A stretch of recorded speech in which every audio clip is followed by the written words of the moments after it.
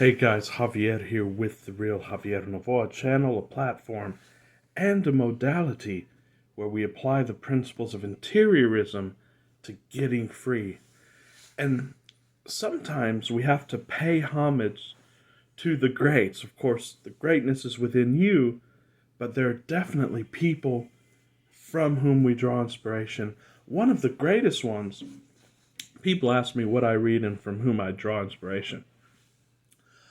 One of the original greats, guys, whom I've been reading for years and who's had a great influence upon my business approach, probably one of the pioneers, if not the pioneer, of the early retirement movement, of the success with ease movement, was the great, or is the great, he's a very young guy, Tim Ferriss. And I've been reading his posts on YouTube and they just blow me away every time. And I just want to read a few to you because we can draw inspiration from this, guys. And he has some great posts. One of them is this, okay? He puts in quotes the question, and we talked a lot about this on the channel, but the way he summarizes it and puts it is just incredible. He says, "What would this look like if it were easy? Asking about a task. It's such a lovely and deceptively leveraged question. It's easy to convince yourself that things need to be hard, that if you're not redefining, you're not trying hard enough. This leads us to look for paths of most resistance, often creating unnecessary hardship in the process. But what happens if we frame things in terms of elegance instead of strain?" And one of my comments is that all of the great mathematicians and scientists always look for the most elegant solution. It's we who are trying to work and trying to find success in business that for some reason always try to look for the path of most resistance. Sometimes we find incredible results with ease instead of stress. Sometimes we solve the problem by completely reframing it. Tim Ferriss has interiorism down. It permeates all of his works, although he may not consciously recognize that. We look for paths of most resistance, whereas usually we can find a path of least resistance and we can achieve things faster than we thought possible. This is business sense, guys. And if you look at Tim Ferriss's book, especially the 4-Hour Work Week, he goes into the principles of that. A lot of the principles are ones that we also go into in our channel and will continually go into.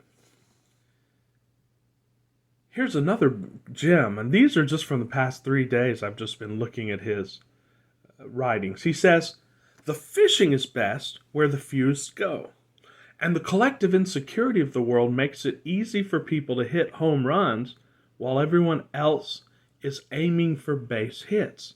There's just less competition for bigger goals." What does that mean? Everyone's trying to compete for lower term goals and lower market share. This sort of ties into the blue ocean. If any of you have read the book, The Blue Ocean, they talk about in business. Many businesses go into what's called a red ocean where it's strewn with competition. But few businesses will go for the blue ocean, oftentimes because they don't even see the possibility, because they do not have the confidence in themselves to see the possibility. What we're training you to do on this channel through interiorism is to be able to go within, have that intuition, have that confidence, and most of all, guys, this is the secret of interiorism. Not even caring or focusing what's going on in the outer, then you're able to clearly see opportunities because you don't care, guys. It's a fine balance. It's the subtle art of not giving an F while focusing at the same time, focusing in a relaxed manner, and you're able to see that blue ocean. You're able to see opportunities that others don't see. And it's what Tim Ferriss here is talking about. We're all competing for $100,000 a year jobs. How many people are competing for that billionaire position like Elon Musk, guys? Remember, when Elon Musk went into the car business, he said himself, I think in an interview with Lex Friedman, that he knew that he had about a 15% chance of success on the outer. Yet he took it. Why? Because he said this is the right thing to do. He had that inner confidence and that inner frame of mind sorted out, so to speak. This is beautiful, guys. And I'm not going to read all of these. I'm just going to read two more. But here's this amazing one. And it goes into Vadim Zeland when he talked about don't necessarily envision a sum of money. And it's because money has all of this vibrational baggage, as Abraham Hicks said, that can get us screwed up. Rather, look to what will happen after you get the money. Imagine there and vibrate there. And then you can be there. And many times you won't even need the money and it'll come to you. But Tim Ferriss says, there's much to be said for the power of money as currency. I'm a fan myself, he says. Of course, currency is beautiful and it naturally rises in a free market. Austrian economics talks about it. But he says, but adding more of it, adding more money to yourself, just isn't the answer as often as we'd like to think. And this also reminds me of early retirement stream. Jacob Lund Fisker talks about the fact that we throw money at problems where we could more easily and cheaply solve them through community, through knowledge, and through having more skills, and then we'd need less money, and then we'd be less subject to the prison grid. But because we think money is the only solution, we give up our time for money. Sometimes there are ways around it. Back to Tim. He says, in part it's laziness. If only I had more money is the easiest way to postpone the intense self-examination and decision-making necessary to create a life of enjoyment now and not later. That's where interiorism goes. It teaches you to have that life of enjoyment now by going within and not caring about what happens on the outer, and then it can get to you through more disparate means than simply having money and having to work a long time for that, guys. Now, not later, Tim says. By using money as the scapegoat, because money is this far-off thing with a lot of vibrational hiccups in it for most of us, and work as our all-consuming routine, we're able to conveniently disallow ourselves the time to do otherwise. John, he says, this is beautiful. John, I'd love to talk about the gaping void I feel in my life, the hopelessness that hits me like a punch in the eye every time I start my computer in the morning. A lot of us can relate in the so-called jobs that we go to.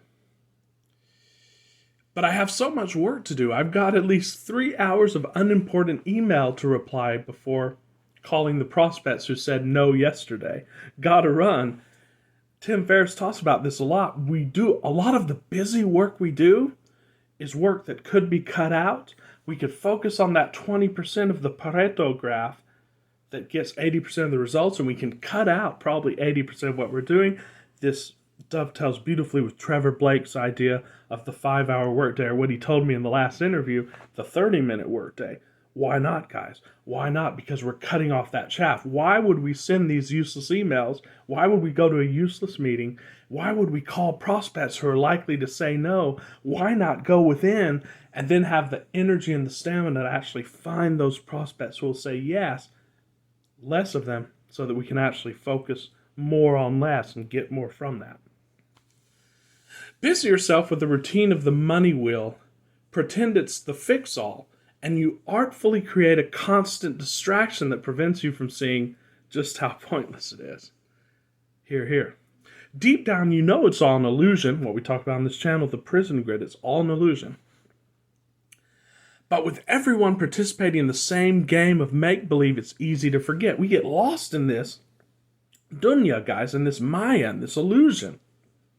We have to take a step back. This is my commentary here. The problem is more than money, he says. And this is the last one I want to read. It's incredible, guys, and it basically goes into everything that we talk about on this channel, interiorism and so on. Tim Ferriss says, avoid these 9 mistakes. He says, losing sight of dreams and falling into work for work's sake. That's W for W. How much work that we do in our daily routines and our jobs and our businesses are just for busy sake to try to justify ourselves. Ask yourself, this is my comment here, ask yourself this constantly, guys. Is the work I'm doing to justify myself, or is it actually attaining or achieving a result? Figure this out, and you're going to be able to cut a lot of the chaff. Micromanaging, and I go back to Tim Ferriss here, Micromanaging and emailing to fill time. Set the responsibilities, problem scenarios and rules, and limits of autonomous decision making, then stop for the sanity of everyone involved. Don't micromanage. If you have to micromanage your team, you need to set better barriers, you need to have better communication, and you need to find more ideal people to work with. Do not micromanage. If you're micromanaging, you're wasting time, guys. Working where you live, sleep, or should relax. Separate your environments. Designate a single space for work and solely work, or you will never be able to escape it. That goes into a lot of the power of habit, and even the author of Atomic Habits, James Clear, talks about the fact that you need to have a different place for different activities, a place for meditation, a place for work. If your place isn't big enough, he says, have different atmospheres, perhaps a different tablet. Do what you can, but try to make physical space, because the body understands physical distinctions. Otherwise, the habits will just mesh and you'll get lost in work, or you won't know whether you're working or sleeping, and so on and so forth. Here's probably my favorite one, the biggest one, guys. Not performing a thorough 80-20 analysis every 2 to 4 weeks for your business and personal life. Now, that's the Pareto principle. Knowing, again, we've talked a lot about this on this channel, 20% of the effort gets 80% of the results. 80% of the effort gets 20% of the results. So you cannot just keep working. And that's where Trevor Blake's teaching and the whole ambit, so to speak, of interiorism comes into its own, because a lot of us are still working on things that are no longer effective. And a lot of us are working on busy work, again, that's only getting a small amount of results. Why do that? Why not just cut away the chaff and work on the most important things that can get the most result, the most bang for your buck? It's a basic economic principle, it's a basic budgeting principle, but so many people have a hard time with it. I was talking to a colleague about it just yesterday, and the colleague was telling me something like, no, I was trying to explain it to him, and maybe I didn't do a good job of explaining that 20% of the effort attains 80% of the results. Therefore, focus on less. Figure out what attains the results and focus on less. But the person was like, no, I always have to give my 100%. They just didn't understand it. And a lot of this, again, is resistance, thinking that we have to do things to earn. And that's why we teach on this channel who you are. We teach that there's no earning, there's no having to strive for something. It's all within, and you already have it. And that will disabuse you of this stranglehold, which is a resistance, which maybe works for some people some of the time, but will not work to take you to that higher level.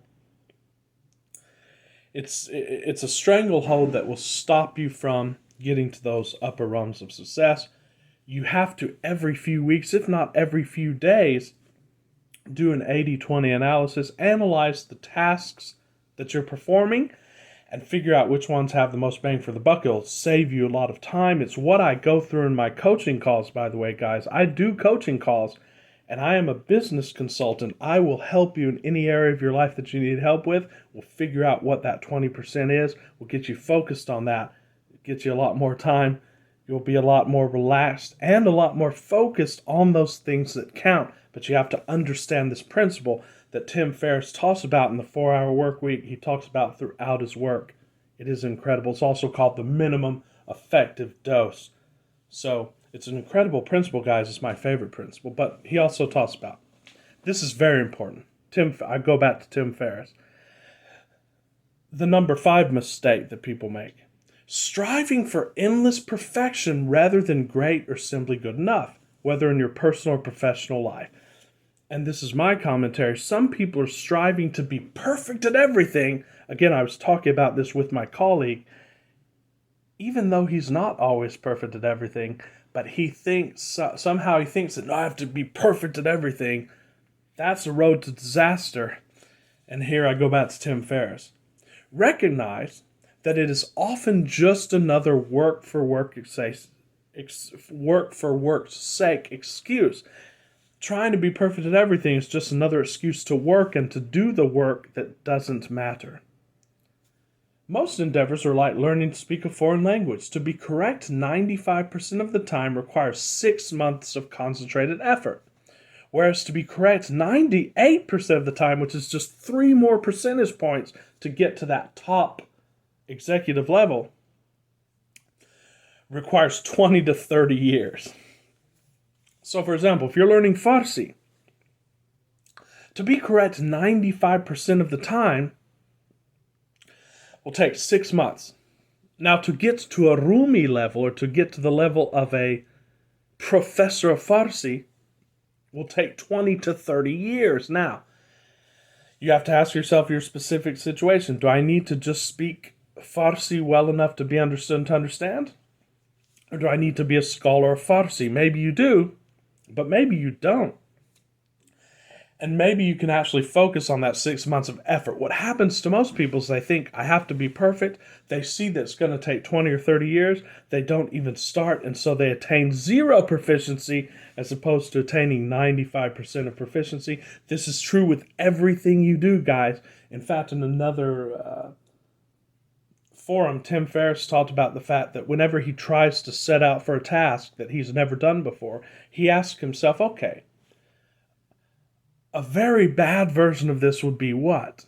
Because he knows that he can get started on the bad version of it, not having to do a good job, and then at least he'll get started and he'll do pretty well, as opposed to overwhelming himself with the requirement of perfection and then not doing anything at all. Again, we teach an interiorism, going within, knowing that you are it, knowing that you have it, knowing that you're already perfection. Therefore, you don't need to strive for perfection. Therefore, you can take those first steps, see where they lead you, and you're going to get very proficient very fast. It's another aspect of accelerated learning. It's what we teach on our channel. We're going to be teaching in the next few videos how to get off the prison grid in an accelerated manner, guys, because things don't take nearly as long as the prison grid would have you believe. Focus on great for a few things and good enough for the rest. So yes, you can be great at a number of things, but take what you need from the rest and don't try to overthink it. This is my commentary. That will serve you well in life. Perfection is a good ideal and direction to have, but recognize it for what it is, guys, an impossible destination, because perfection is impossible on the outer, because the outer is all simply an iteration. And remember, the only perfection is in the inner. You are already that. You are already perfect. Don't strive for perfection. Just have fun. That's what we teach in interiorism. Mistake number 6. He says blowing minutiae and small problems out of proportion as an excuse to work. So many managers especially, they say we have a huge problem. But when you actually look at the results of that problem, if you do an analysis and say, okay, if this happens, what's the worst that could happen? It's usually something that doesn't even need to be thought about, guys. You can let go of most problems and just focus on that small amount, what Eliyahu Godrat calls bottlenecks, that are going to get, again, 90 to 99% of the results if you solve them and forget the rest. Making non-time sensitive issues urgent in order to justify work. And we go into what the great self-help author Stephen Covey talks about, urgent and important. We're often working on urgent things at the expense of the important, so then we have more urgent problems. So I go back to Tim Ferriss. Focus on life outside of your bank accounts. As scary as that void can be in the initial stages, if you cannot find meaning in your life, it is your responsibility as a human being to create it. Whether that is fulfilling dreams or finding work that gives you purpose and self-work, ideally a combination of both. So, my comment again, stop chasing a number in a bank account. In the manifestation community with reality transurfing with Abraham Hicks, it often teaches us not to focus on a number in the beginning stages. We'll talk about this in more videos. But rather to focus on what you want, the result of that number, because it's the number in your bank account that's going to cause the most hang-ups and put the most resistance in the road. Guys, this is what interiorism comes to do, to remove those obstacles so you can have a smoother ride and a quicker ride and get to work doing what you came to do. So,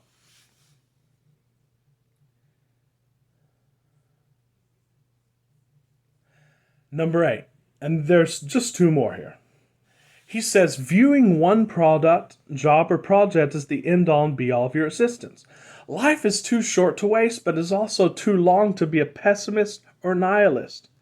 Whatever you're doing now is just a stepping stone to the next project or adventure. So, guys, and I forget who said this, but a great business writer said this. The reason why the majority of people take such a long time for success or fail is because they stay too long with the bad ideas and they don't give enough time to the good ideas. They stay dedicated to a product or service. I remember one of my mentors, the great business consultant Mirza Yawarbeig, talked about, I believe it was Dhirubhai Ambani, who was a great Indian entrepreneur. And I think the first business he went into was yarn. And someone asked him, are you passionate about yarn? And he said, no, that just seemed like a good business. And the aspect that he was trying to illustrate was that an entrepreneur learns a product and uses a product or service, but he or she does not get attached and obsessed with that product.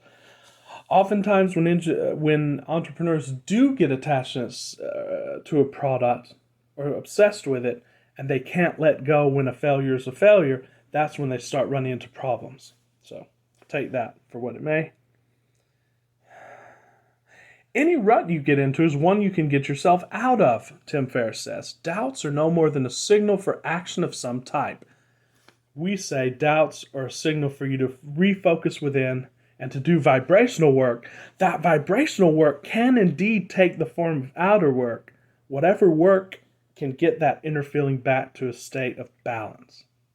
So, he says, when in doubt or overwhelmed, take a break and 80-20 both business and personal activities and relationships. We're going to do a video on this, how to do 80-20 analysis. I use it in my consulting, I use it in my personal life. You need to go and analyze, again, what are you doing? What are the tasks that you're doing? Make a list of them, and then determine what are the 20% that are getting 80% of the results, and what are the 80% that you're just banging your head against the wall or following habit that you need to then break. So,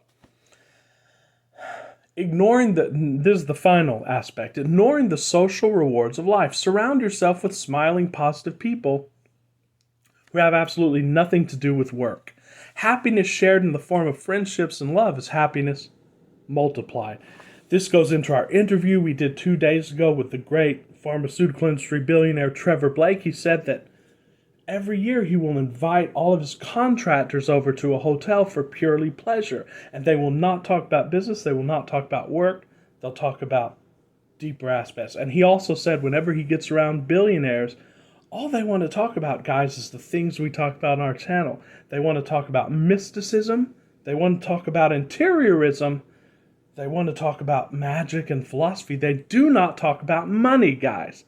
It's only those on the lower end of the totem pole that always talk about money. Boris Berezovsky said this well, the great Russian oligarch. The wealthy are not attached to money. They see it as a means, but the poor count it, finger it, obsess over it, smell it. That is a universally recognized principle among successful people. So guys, I just wanted to read these because it inspired me so much, and it dovetails into what we're talking about on this channel. Interiorism is a vibration as time has come. Many people are talking about it. Many more will discover it. You're going to get a front row seat to it on this channel. In the next few videos, I'm going to detail a program for interiorism. I'm going to establish the roots of it, the philosophical and scientific bases, and steps that you can begin taking immediately, guys, right now, to very quickly and very rapidly get off the prison grid and get free. So please, if you enjoy my videos, subscribe to the channel, like the video, share them with family and friends. I'm also doing coaching calls. I will put my email in the description. I'll take you step by step through these modalities. So until very soon, guys, probably until tomorrow, have a lovely weekend. This is Javier with The Real Javier Mavoa, with much love and appreciation.